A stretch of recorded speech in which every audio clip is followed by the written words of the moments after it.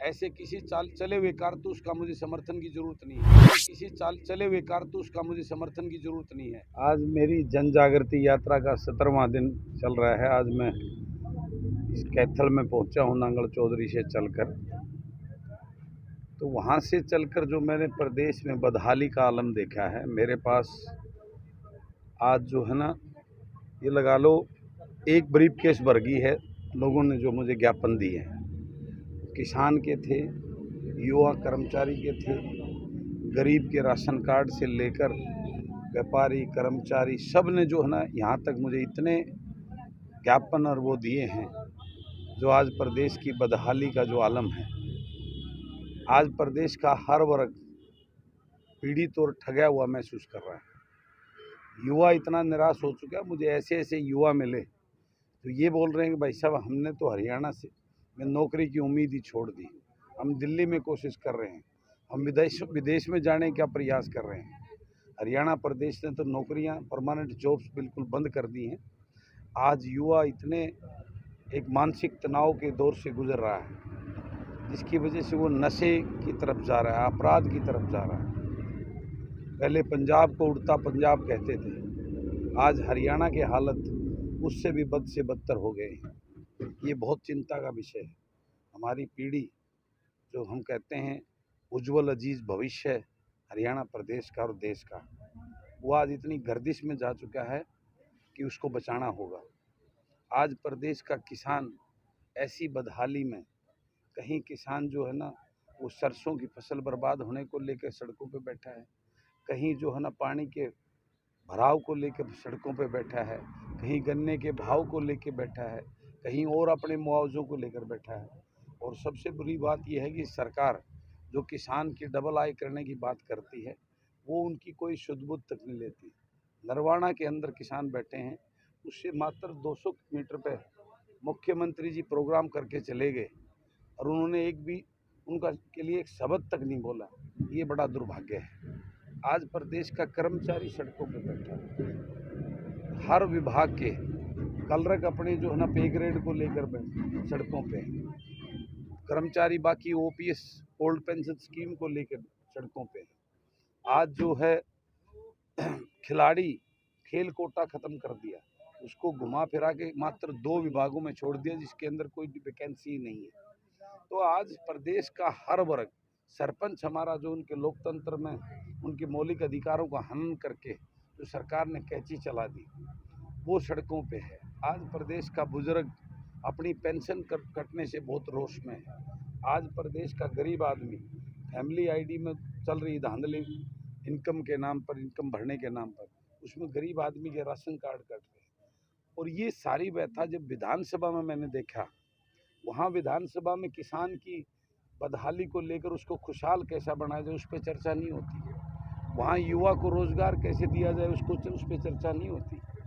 वहाँ कर्मचारी की हालत कैसे सुधारी जाए उस पर चर्चा नहीं होती।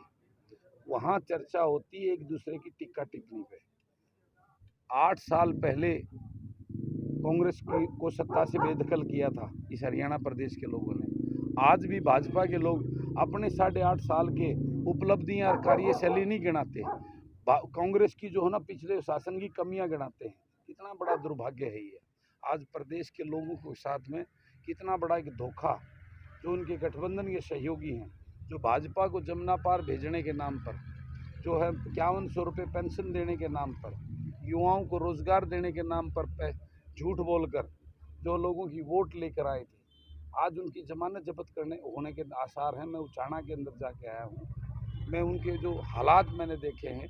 आज लोग इतने आक्रोशित हैं पूरे प्रदेश के अंदर इस सरकार की लूट और झूठ और इनकी गलत नीतियों से, इतने खफा हैं प्रदेश में।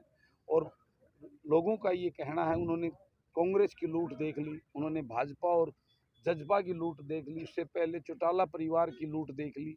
अब लोग बदलाव चाहते हैं, व्यवस्था परिवर्तन चाहते हैं। और मेरा उद्देश्य इस जन जागृति यात्रा के माध्यम से व्यवस्था परिवर्तन तब होगा जब एक गरीब किसान मजदूर का बेटा जो पढ़ा लिखा हो, युवा ऊर्जावान हो और जो राजनीति में जन सेवा करने के माध्यम से आना चाहता हो, ऐसे युवाओं को प्रेरित करके उस गरीब किसान के बेटे को राजनीति में भागीदारी करवाना, तभी ये व्यवस्था परिवर्तन होगी। ये पार्टियों के और नेताओं के गुलाम चाटुकार जिनको ये टिकट दे के पार्टियां भेजती, कुछ खरीद के लेके आ जाते हैं पैसे, टिकट खरीद के, और कुछ अपने गुलामों को दे देती हैं। इस व्यथा को, इस प्रथा को बदलना होगा। लोग इस बात का मन बना चुके हैं। ये मेरी जन जागृति यात्रा की जो चिंगारी है, ये प्रदेश के अंदर ऐसा विस्फोट करेगी। आने वाले समय में आपको हरियाणा प्रदेश में एक नया राजनीतिक माहौल और नई सोच लोगों के बीच में देखने को मिलेगी। आज पूर्ण रूप से लोग इस बात को महसूस कर रहे हैं। आज हरियाणा प्रदेश में सरकार नाम की कोई चीज़ नहीं है। सरेआम खुलेआम लूट, भ्रष्टाचार, महंगाई आसमान को छू रही है। आज बेरोजगारी में प्रदेश नंबर 1 पे हो गया है। अपराध के अंदर आज प्रदेश हिंदुस्तान में नंबर 1 पे हो गया है। तो आज प्रदेश के हालात बद से बदतर हो गए हैं। इस व्यवस्था को परिवर्तन के लिए मैं लोगों के बीच में, लोगों को जगाने के लिए, युवाओं की भागीदारी इस राजनीति में करने के लिए इस जन जागृति यात्रा को निकला हुआ। तो साहब क्या मान लीजिए, ये यात्रा जो है एक रोड मैप तैयार किया जा रहा है नई पार्टी का? देखिए, ये बिल्कुल क्यों नहीं, इसमें बुराई भी क्या है। मैं ऐसी राजनीति इस प्रदेश के अंदर लाना चाहता हूँ जो जनता की सेवा के लिए हो, और उसमें लोग जो जनप्रतिनिधि चुन के आए वो लोगों के अपने हों। एक गरीब किसान मजदूर का बेटा हो, जिसको वो दुख और तकलीफ जो उन्होंने भोगी हैं, जी हैं और जो देखी हैं, उनके अनुरूप जो है ना, वो उस पीड़ा को समझकर विधानसभा के अंदर वो ऐसी नीतियां और कानून बनाए जिससे किसान खुशहाल हो, युवा को रोजगार मिले, गरीब का कल्याण हो। गरीब को जो है ना 5 किलो का फ्री का रोज राशन, और उसको भिखारी नहीं बनना, उसको उसका हक चाहिए। गरीब आदमी को हम ये चाहते हैं, मेरी सोच है, कम से कम 700 रुपये का मानदेय दिहाड़ी उसको पर डे मिलनी चाहिए और 30 दिन का काम हो। जब गरीब को 700 रुपये पर डे के मानदेय के हिसाब से 30 दिन काम मिलेगा तो उसके घर में 21,000 रुपये आएगा। तो उस गरीब को फ्री 5 किलो राशन की ज़रूरत नहीं होगी, वो स्वाभिमान से अपना राशन खरीदेगा। फ्री 50 यूनिट बिजली की ज़रूरत नहीं पड़ेगी, वो स्वाभिमान से अपना बिल भरेगा।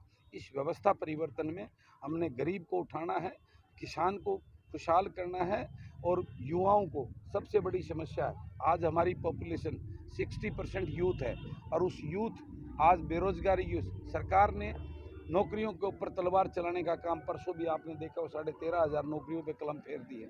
पीछे जो है ना 10,000 एक बार, 10,000 एक बार, ये सरकार जो है ना परमानेंट जॉब्स को ख़त्म करके, और ये कौशल रोजगार निगम, एक ऐसा ठेकेदारी प्रथा का जिसका पता ही नहीं किस बेस पे, किस आधार पे, किस क्राइटेरिया के माध्यम से वो उसके अंदर लगा रहे हैं। और एक तरफ सरकार कहती है कौशल रोजगार निगम 1 साल मात्र टेम्परेरी है, तो उसमें कभी सरकार ने आज तक ये नहीं बताया हम इतने कच्चे इस विभाग के लिए इसके अंदर कौशल रोजगार निगम लगा रहे हैं, और 1 साल के अंदर इस विभाग की परमानेंट नौकरी हम इसको देने कर, ऐसा कहीं कोई जिक्र नहीं है।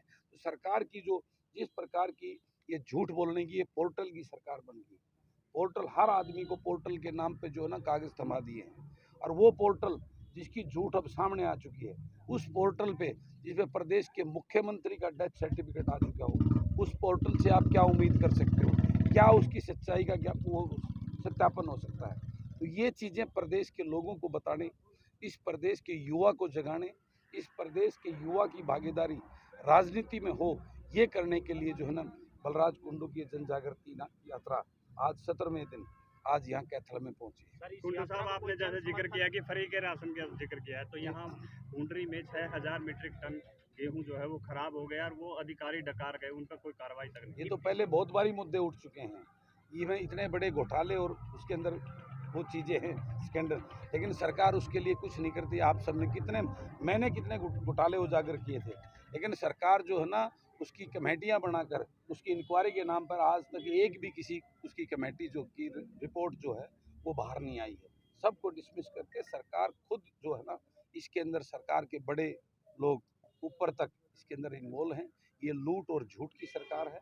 अब इसका अंत होना निश्चित है। लोग जो है ना तंग आ चुके हैं। लोगों का विश्वास इन पार्टियों से, इन नेताओं से बिल्कुल पूर्ण रूप से उठ चुका है। ये लोक लुभावने, झूठे सपने दिखाने वाले लोग अब बर्दाश्त नहीं होंगे। लोगों ने मन बना लिया है, और प्रदेश के अंदर मेरी जन जागृति यात्रा ने ऐसी चिंगारी छोड़ दी है। प्रदेश के अंदर एक ऐसा नया राजनीतिक माहौल, एक नई सोच, युवा जो है ना अब आगे राजनीति में भागीदारी होगी। आने वाली विधानसभा के अंदर आपको 60% से ज़्यादा नए चेहरे, युवा जो किसान गरीब के बेटे होंगे, कोई किसी के गुलाम नहीं होंगे। ऐसे चेहरे इस जनता का प्रतिनिधित्व करके इस विधानसभा में पहुंचेंगे, ये मैं आपको भरोसा दिलवाता हूं। 17वां दिन है आपकी यात्रा का, कोई जनप्रतिनिधि का कोई समर्थन आपको मिला हो अभी तक? ऐसे किसी चले हुए कारतूस का मुझे समर्थन की जरूरत नहीं है। मैं गरीब किसान के बेटे को, जो नया युवा नई सोच वाला ऊर्जावान हो, उसको हम निकाल के आएंगे। वो मेरे साथ पूरे दबा के इस हर हल्के से आपने देखा होगा जिस प्रकार का जो है एक जन सैलाब, एक बड़ा कारवां मेरे साथ जो चल रहा है, ये आपके सामने है। तो मुझे ऐसे चले हुए कारतूस और जो मलाई लूटने के लिए, लाभ का पद पाने के लिए इस राजनीति को एक व्यापार बनाने की सोच वाले लोगों की जरूरत नहीं है बलराज कुल्लू को, ये मैं आपको बता रहा हूँ। जिस तरह से यात्रा में महिलाएं बहुत कम दिख रही है, महिलाओं की कितनी भागीदारी रहेगी? महिलाओं को तो हम हाथ जोड़ के रोक रहे हैं। महिलाओं की भागीदारी महिलाओं से जो आप सोचते हो उससे ज़्यादा होगी। हमारी जो है ना बहन बेटियाँ आज वो इतनी ऊर्जावान और पढ़ी लिखी, इतनी एक ब्रॉड माइंड, इतनी अच्छी सोच की हैं, अगर उनकी भागीदारी आपको बहुत ज़्यादा देखने को मिलेगी। थैंक यू, धन्यवाद।